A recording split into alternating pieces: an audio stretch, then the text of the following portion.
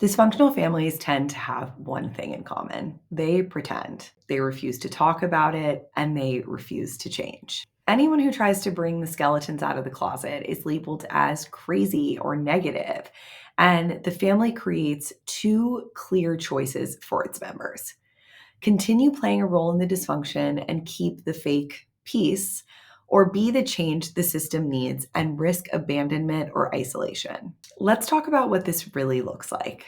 Dysfunctional families like to operate under the belief that everything is fine, even when all the evidence points otherwise. If you bring up a complaint or an issue, they may deny it in a few key ways. The first one is minimizing, saying something like, "That wasn't that bad, you're always so dramatic," or ignoring, silence, no response to your words, texts, or emails. Excusing, "Your dad only threw the plate because he was tired." Or they use toxic positivity and happy endings by saying something like, "Everything's going to be fine. Why do you always focus on the negative?" All these responses have one thing in common. They suppress the complaint and absolve the family from any responsibility to feel or fix. Families cling to this dysfunction through something called family homeostasis. This doesn't mean everything is great. It means everything stays the same. Every member of the family plays a specific role to keep things as they are. Here are 6 roles that researchers have identified in dysfunctional families. The focus.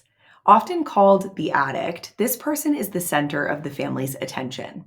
The caretaker, the one who sacrifices themselves to fix the family while maintaining its dysfunction.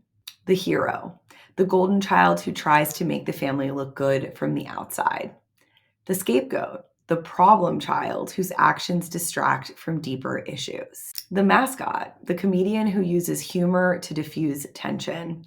And the lost child, the quiet one who stays invisible, avoiding the chaos entirely. Let's break this down with an example. I want you to imagine a family of 6, mom, dad, and 4 kids. Dad has a temper tantrum and yells and throws things when he's upset. Mom, the caretaker, tries to calm him and keep everything perfect.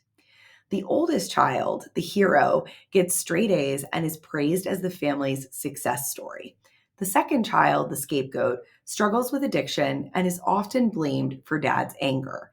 If they weren't using substances, dad wouldn't get so angry.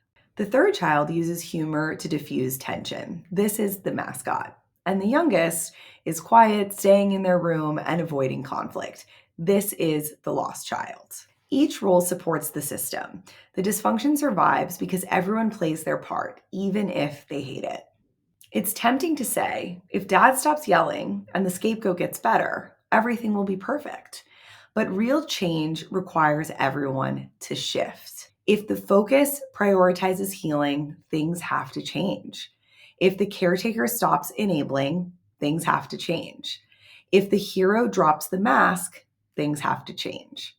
If the scapegoat refuses to take the blame, things have to change.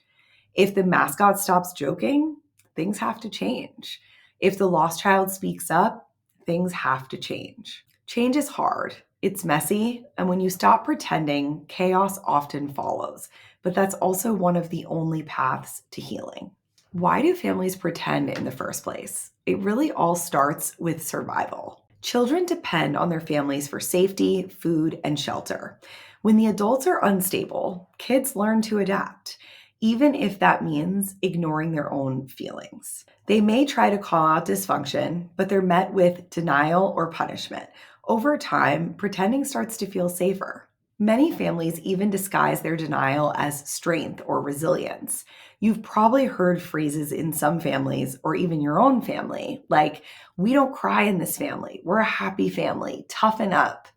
But true resilience isn't pretending things are fine. It's recognizing problems and working to overcome them. Pretending may seem easier in the short term, but it's harder in the long run. Admitting there's a problem in the family is a strength, not a weakness. Denial isn't resilience, it's fear. The only way to heal is to stop pretending. It will be hard, but it's worth it. Your feelings are real, your experiences are valid, and you deserve a family or a community that embraces the truth. If you're ready to stop pretending, you've already taken the first step by watching this video. You can keep going by joining the Family Cycle Breakers Club at Calling Home. And please like, subscribe, and share if this video resonated with you.